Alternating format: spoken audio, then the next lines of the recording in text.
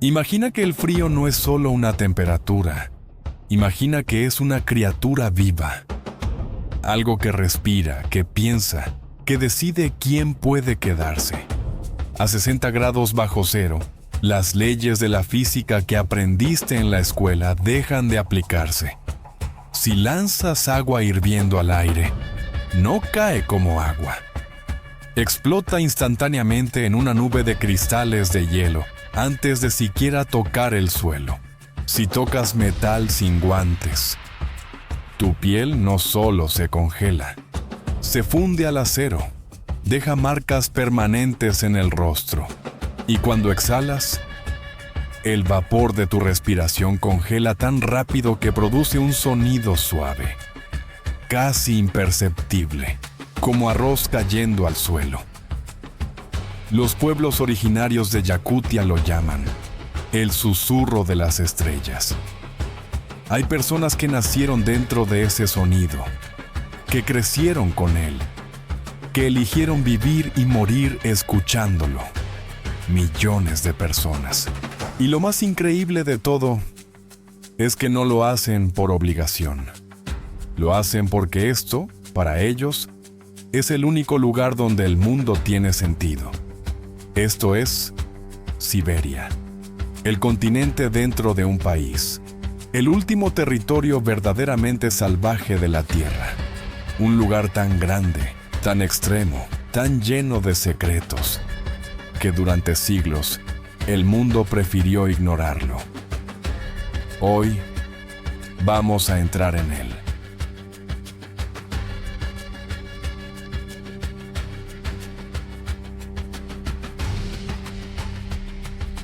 Siberia no es un país, no es una ciudad, no es una región, en el sentido que le damos normalmente a esa palabra. Siberia es un universo paralelo. Ocupa casi el 10% de toda la superficie terrestre del planeta.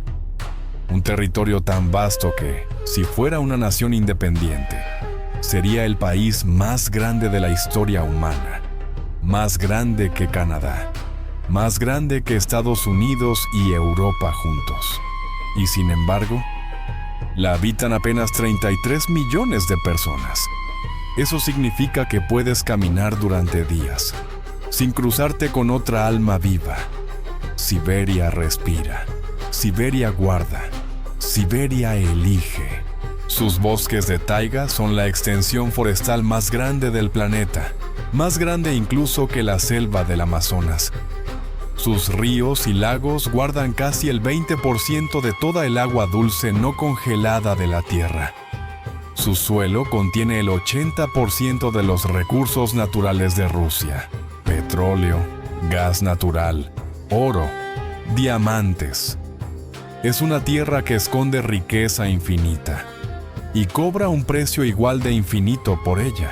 En el invierno, el sol no siempre sale.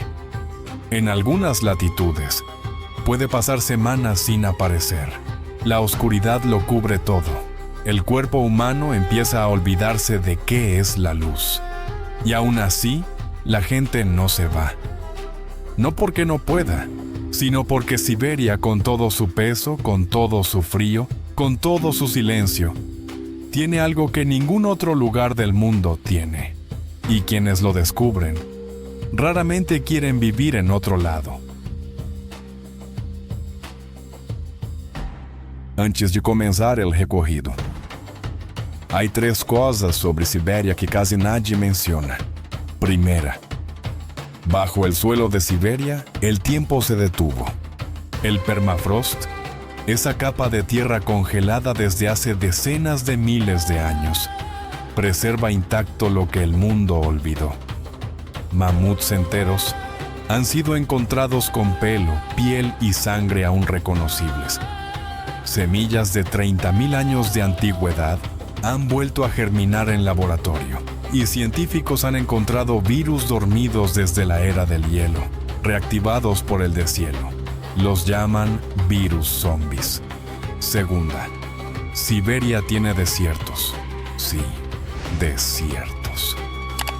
En Siberia Oriental, entre glaciares y montañas nevadas del Transbaikal, existe una anomalía que ningún viajero espera encontrar: las arenas de Chara. Dunas de arena dorada rodeadas de picos cubiertos de hielo permanente y lagos helados. Un pequeño desierto surgido hace 100.000 años del lecho de un lago glacial que ya no existe. La transición del bosque de pinos a las dunas no tiene zona intermedia. De repente, solo arena. Una contradicción hecha paisaje real. Y tercera, la temperatura más baja jamás registrada en un lugar permanentemente habitado en la historia moderna. Ocurrió aquí, en un pueblo de 500 personas al que llegaremos muy pronto. Ahora sí, empecemos.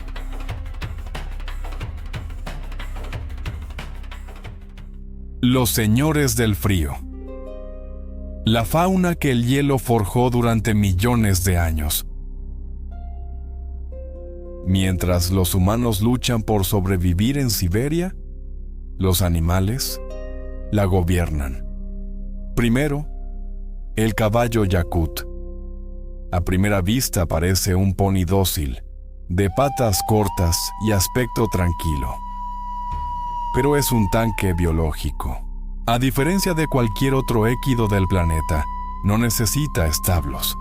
Pasa el invierno completo a la intemperie, a 60 grados bajo cero, reduciendo su metabolismo a un estado de gasto mínimo de energía. Su pelo es tan denso que la nieve cae sobre su lomo y no se derrite. El calor corporal no la alcanza. Cava el suelo congelado con los cascos hasta encontrar pasto seco enterrado bajo capas de hielo. Sobrevive donde ninguna máquina funcionaría, donde ningún humano podría permanecer de pie más de unos minutos. Luego están las renas. Y aquí viene uno de los hechos científicos más extraordinarios de cualquier animal en el planeta: los ojos de las renas del Ártico. Cambian de color con las estaciones. En verano son de un tono dorado, similar al de la mayoría de los mamíferos. En invierno, se tornan azul profundo. Este cambio no es cosmético, es funcional. Durante la noche polar, la oscuridad constante provoca que la presión dentro del ojo aumente, comprimiendo una capa reflectante detrás de la retina. ¿El resultado? En invierno, las renas pueden capturar luz ultravioleta reflejada en la nieve. La misma luz que para nosotros es completamente invisible. Con ella detectan líquenes y musgos enterrados bajo capas de hielo. Detectan depredadores en la oscuridad total. Básicamente, ven lo que nosotros no podemos. Investigadores de University College London publicaron este descubrimiento en el Royal Society Proceedings B. Es uno de los ejemplos más extraordinarios de adaptación visual estacional jamás documentados en un mamífero. Y hablando de depredadores, en las profundidades de la taiga siberiana, entre los pinos retorcidos del extremo oriente ruso, camina uno de los mayores felinos del planeta, el tigre siberiano, también llamado tigre de Amur. Un cuerpo que puede superar los 3 metros de longitud. Un salto de hasta 6 metros en un solo movimiento. Una mordida significativamente más poderosa que la de un león. Pero su verdadero poder no es la fuerza, es la invisibilidad. Sus rayas anaranjadas y negras, en el contraste de la nieve y los troncos oscuros de la taiga, hacen que su cuerpo literalmente desaparezca entre los árboles. Se mueve como un espíritu, como una sombra que respira. La cultura siberiana guarda una creencia que sobrevive siglos. Quien cruza la mirada con un tigre libre en la taiga, ya no es la misma persona después. Algo en ella cambia para siempre. Hay verdad detrás de eso. En los años 30 y 40 del siglo pasado, quedaban entre 20 y 30 individuos en toda la naturaleza. Estuvieron a días de desaparecer para siempre. Hoy, gracias a décadas de conservación activa, Su población se ha recuperado a aproximadamente 500 o 600 individuos en las reservas del Oriente ruso. Un número frágil, pero un milagro dentro de la tragedia. Y si esto ya te impresionó, espera a ver lo que viene. Kamchatka, la tierra donde el planeta respira fuego. En los confines del Pacífico ruso, más allá de los límites de la Siberia clásica, el suelo deja de estar quieto. La península de Kamchatka se extiende 1.200 kilómetros hacia el Pacífico y es una de las zonas más geológicamente activas del planeta. Aquí el suelo no solo se mueve, arde. Más de 300 volcanes se alzan sobre esta tierra. 29 permanecen activos. El mayor volcán activo de toda Eurasia está aquí, el Klyuchevskaya Sopka, a 4.750 metros de altura. Sus erupciones lanzan columnas de ceniza que oscurecen el cielo durante días a miles de kilómetros de distancia. Pero lo más impresionante de Kamchatka no son los volcanes en sí, es lo que convive con ellos. Géiseres que explotan a metros del hielo permanente. Fumarolas que exhalan azufre entre glaciares de tonos azules. Ríos de agua volcánica que fluyen por campos de lava negra, aún tibios al tacto. El suelo puede estar a 0 grados a 1 metro de una fumarola a 200. El fuego y el hielo no se toleran. Comparten el mismo espacio. Para los pueblos Koryak, que habitaron esta península durante siglos, los volcanes no son fenómenos geológicos, son seres vivos. Espíritus que respiran, guardianes de una tierra que nunca fue diseñada para los humanos y que sin embargo los acogió. Y en medio de este paisaje imposible, osos pardos, cientos de ellos, pescando salmón en ríos que corren sobre campos de lava, tomando el sol junto a géiseres que humean a metros de sus cuerpos. Es uno de los lugares más impresionantes de la Tierra donde el fuego, el hielo y la vida salvaje conviven de una forma casi imposible de explicar. La UNESCO lo declaró Patrimonio de la Humanidad en 1996 y cualquiera que haya caminado sobre esta tierra lo entiende de inmediato. Kamchatka no pertenece a ningún país. Kamchatka le pertenece al planeta. Las columnas de Lena, donde el tiempo talló la piedra con sus propias manos. A orillas del río Lena, en plena Yakutia siberiana, la Tierra decidió levantarse. Durante cientos de miles de años, la combinación del permafrost, el agua y el frío extremo fue esculpiendo la roca calcárea de estas orillas con una paciencia que no existe en ningún ser vivo. El resultado: una procesión de columnas de piedra que se elevan entre 150 y 300 metros sobre el nivel del río. Un ejército de torres naturales que se extiende por decenas de kilómetros a lo largo de las riberas, como si alguien hubiera decidido construir una catedral que nunca termina. Son las columnas de Lena. Las rocas que las componen tienen aproximadamente 540 millones de años de antigüedad. Se formaron en el período Cámbrico, cuando estas tierras estaban bajo el mar. En sus capas de piedra están grabados fósiles de los primeros organismos pluricelulares que habitaron el planeta. Es uno de los registros más completos del inicio de la vida compleja en la Tierra. La UNESCO las reconoció como Patrimonio de la Humanidad en 2012. El rango de temperatura en esta zona es de casi 100 grados centígrados entre el invierno y el verano, desde menos 60 en enero hasta más 40 en julio. Exactamente ese contraste extremo, repetido durante cientos de miles de años de ciclos de hielo y de cielo. fue el que fue fracturando y esculpiendo estas columnas. Siberia esculpe con el frío. Pero los pueblos yakuts, los originarios de estas tierras, tienen una explicación diferente para las columnas. No hablan de tectónica ni de permafrost. Hablan de Elei. La leyenda dice que Elei fue el primer ancestro del pueblo yakut, un héroe que vivió entre estas piedras al comienzo del tiempo. Al morir, no desapareció. Su cuerpo se transformó en estas columnas, en estas torres que llevan milenios mirando el río, viendo pasar las estaciones, resistiendo los inviernos más duros del planeta, como si el origen de un pueblo entero estuviera hecho de piedra, y aún pudiera contemplarse desde una barca en el río. Hay petroglifos pintados en las paredes de las columnas que los arqueólogos datan en miles de años. Figuras de animales y formas humanas grabadas en la roca por manos que no conocían el metal, que no tenían alfabeto, que solo tenían esas piedras y el impulso de dejar una huella. Las columnas de Lena producen una sensación que los viajeros describen con palabras similares, independientemente de su idioma o su país de origen.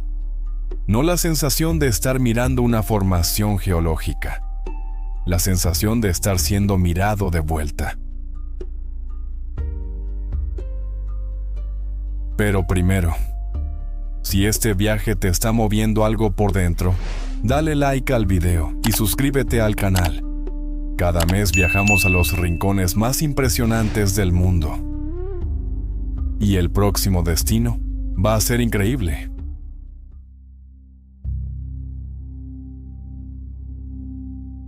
La beluga, la ballena que Siberia llama por nombre propio.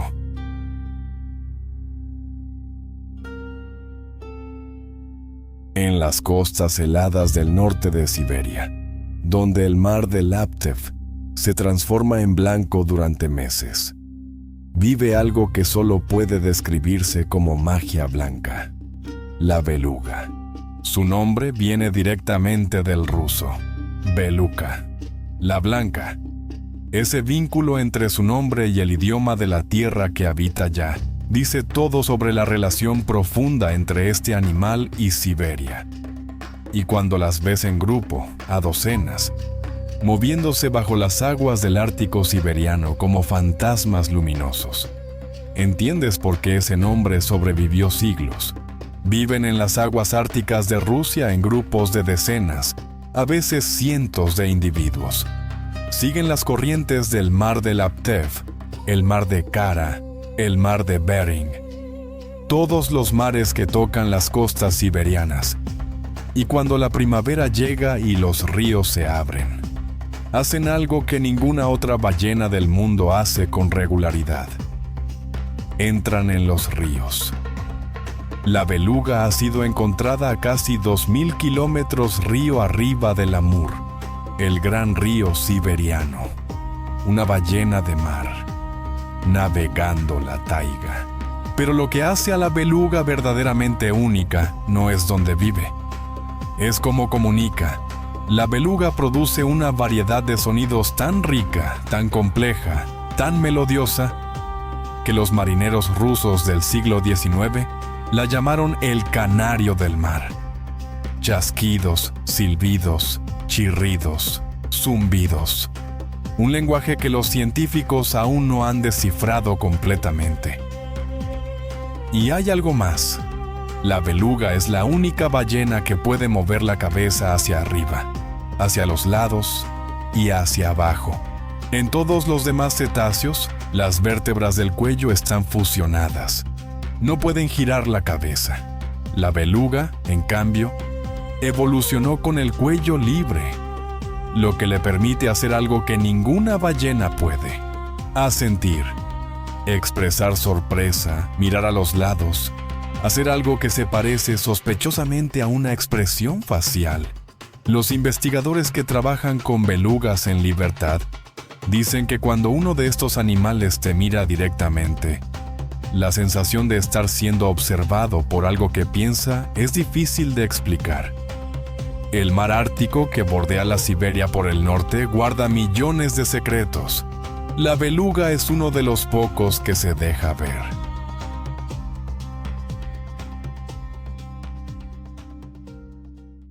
El lago Baikal. El ojo de agua más antiguo de la Tierra.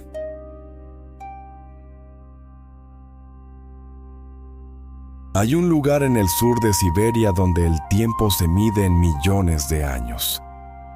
El lago Baikal. Tiene 25 millones de años de antigüedad, lo que lo convierte en el lago más viejo del planeta. Su profundidad llega a 1.642 metros, el lago más profundo de la Tierra, y en su interior guarda aproximadamente el 20% de toda el agua dulce no congelada del planeta. El 20%. En un solo lugar. La UNESCO lo reconoció como Patrimonio de la Humanidad en 1996. Pero los datos no capturan por qué el Baikal te detiene. En invierno, su superficie se congela en capas de hielo tan transparentes que puedes ver decenas de metros hacia abajo mirando desde arriba. El hielo se fractura en líneas que parecen rayos atrapados en cristal azul.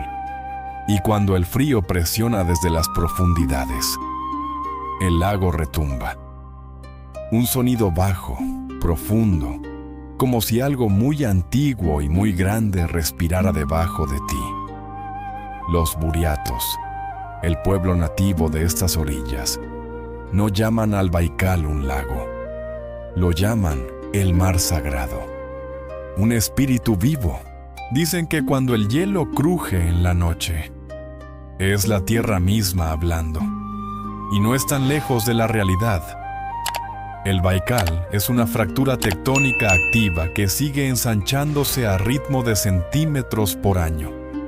Algunos científicos creen que, si ese proceso continuara durante decenas de millones de años, esta fractura podría transformarse en algo mucho más grande que un lago. Y hay una criatura que existe solo aquí, en ningún otro lugar del mundo: la nerpa, la única foca de agua dulce del planeta. Nadie sabe con certeza cómo llegó. El Baikal está a miles de kilómetros del océano más cercano.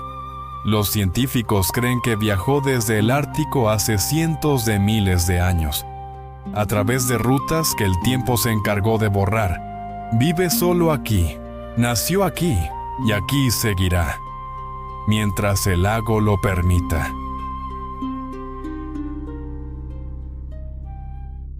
Las montañas Altai. El lugar donde el tiempo fluye diferente.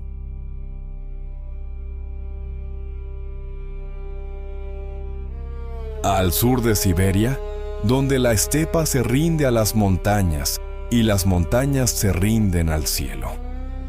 Hay un lugar que distintas culturas, en distintos siglos, sin comunicación posible entre sí, describieron de la misma manera, como un punto donde el tiempo fluye diferente, como una puerta hacia algo que está más allá de lo visible: las montañas Altai. La palabra Altai viene del turco antiguo, Altan, significa oro, y cuando las ves en otoño, cuando las llanuras y los valles se tiñen de amarillo y cobre bajo el sol oblicuo de septiembre, ¿entiendes por qué? La UNESCO las reconoció en 1998 como Patrimonio de la Humanidad bajo el nombre de las Montañas Doradas del Altai. La declaratoria incluye el lago Teletskoye, uno de los lagos más profundos de Rusia, cuya agua es tan transparente y pura que los locales dicen que puedes beberla directamente desde la superficie. En lengua altaica, el lago se llama Altin-Kol, el lago de oro. Y en el corazón de las cumbres del Altai se alza el punto más alto de toda Siberia, el monte Beluja, 4.506 metros de altura, cubierto de nieve y hielo permanentes, con dos cumbres gemelas que se elevan como colmillos hacia el cielo azul de la alta montaña. Su nombre en ruso significa el blanco. Y desde cualquier ángulo, desde cualquier valle, en cualquier estación, es lo que ves cuando miras hacia el horizonte. Esa mancha blanca que no se derrite nunca, que no cede, que parece pertenecer a un mundo paralelo al que solo el ojo puede llegar.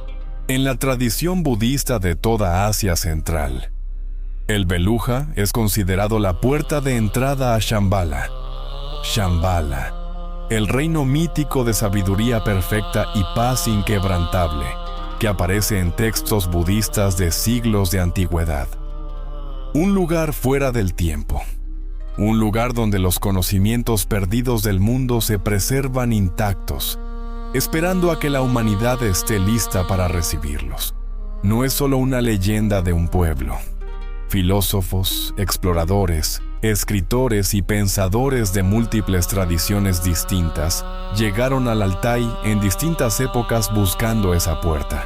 Ninguno encontró el palacio, pero todos, al volver, describieron la misma experiencia.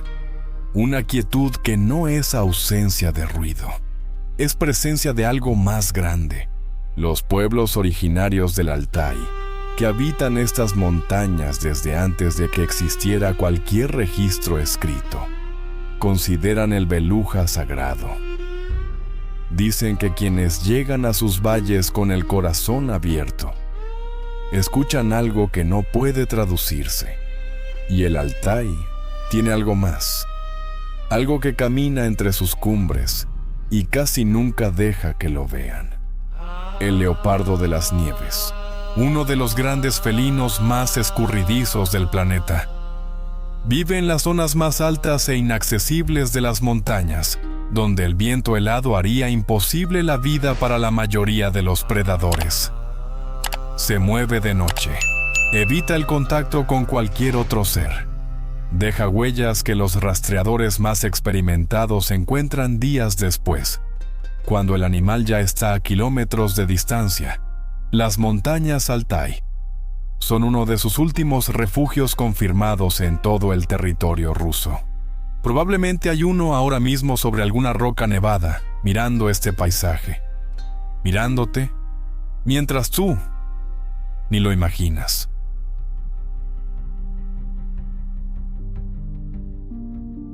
Novosibirsk, la ciudad que nació por accidente y no paró de crecer.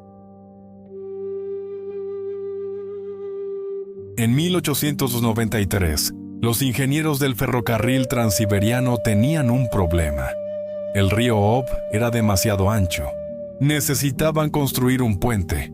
Y para construir ese puente, necesitaban un campamento de trabajadores. Eligieron un punto estratégico en la orilla del río Ob para levantar el campamento de construcción del puente. Levantaron barracones provisionales. Trajeron obreros de toda Rusia y dieron por sentado que cuando el puente estuviera listo y el ferrocarril siguiera su camino hacia el este, el campamento desaparecería. No desapareció. Los trabajadores se quedaron. Llegaron comerciantes que vieron oportunidad donde otros veían tránsito. Llegaron familias. Llegaron médicos y maestros. Llegó la industria que siempre sigue al río y al tren. En 10 años, lo que era un campamento de construcción en plena Siberia se había convertido en una ciudad de 50,000 personas. Hoy, Novosibirsk es la ciudad más grande de Siberia. 1,600,000 habitantes. Una ciudad que nació en el margen de un río por una necesidad de ingeniería civil, y que hoy es la capital no oficial de un continente. Pero lo que hay dentro de Novosibirsk es lo que verdaderamente la hace única. En 1957, a unos 30 kilómetros del centro, en medio de un bosque de abedules blancos y pinos siberianos en pleno crecimiento, se construyó otra ciudad, sin fábricas, sin industria pesada, sin mercados, solo laboratorios. La llamaron Akademgorodok, el pueblo académico, institutos de física, matemáticas, biología, geología, química, física nuclear, astronomía, y una universidad que hoy figura entre las mejores de todo el país. Fue construida en los años de efervescencia de la posguerra, cuando el universo parecía al alcance de la mano. La idea era radical para la época: crear un lugar donde las mentes más brillantes de la nación vivieran rodeadas de naturaleza, lejos del ruido y la presión de las ciudades grandes, donde la ciencia tuviera el espacio físico y mental que necesita para pensar en profundidad. Hoy, Akademgorodok tiene más de 100,000 habitantes. La mayoría son científicos, investigadores y sus familias. Sus calles llevan nombres de ecuaciones, de principios físicos, de descubrimientos. En pleno invierno siberiano, con el termómetro a 40 grados bajo cero, estos científicos salen a trabajar entre árboles blancos de escarcha, como si el frío no existiera, como si el pensamiento humano, en su forma más concentrada, necesitara exactamente ese frío para funcionar. Tal vez lo necesita. El Transiberiano y Vladivostok, el hilo de acero que cosió lo imposible. Si quieres entender de verdad la escala de Siberia, súbete a un tren. El ferrocarril Transiberiano es la ruta ferroviaria más larga del mundo. 9,289 kilómetros de vías continuas que conectan Moscú, en el corazón de Europa, con Vladivostok, en la orilla del Pacífico. Una travesía que cruza 8 zonas horarias y tarda alrededor de 6 días y 7 noches sin detenerse. Su construcción comenzó en 1891 y tomó 25 años. Decenas de miles de trabajadores abrieron paso entre montañas, pantanos y permafrost, bajo condiciones que, para muchos, fueron la última travesía de sus vidas. Cuando te sientas en ese tren, los árboles comienzan y no terminan. Durante horas, durante días enteros, bosques más anchos que países completos, ríos que parecen mares atrapados en tierra, un horizonte que nunca cambia de forma y que siempre te dice que aún hay más. Pero al final de ese horizonte, Vladivostok, la ciudad donde Rusia termina y el Pacífico comienza. Su nombre significa, en ruso, el que gobierna el Oriente. Fundada como fortaleza naval en el siglo XIX, hoy es una metrópoli de colinas y bahías donde el viento del océano llega con olor a sal y a mundos aún no vistos. Desde sus cerros, cuando el sol se pone sobre el agua, el horizonte se convierte en oro. Y en ese momento entiendes lo que acabas de hacer. Cruzaste, de punta a punta, el territorio más grande, más salvaje y más antiguo que sigue habitado en la Tierra. Y eso no se siente pequeño. Si Siberia te dejó sin palabras, imagina lo que te espera en el próximo destino.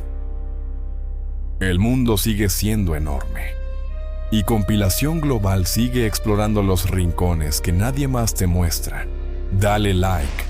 Si este viaje te movió algo por dentro, compártelo con alguien que necesite recordar que el mundo, a pesar de todo, sigue siendo extraordinario. Y suscríbete, porque lo que viene no te lo vas a querer perder. Hasta el próximo viaje.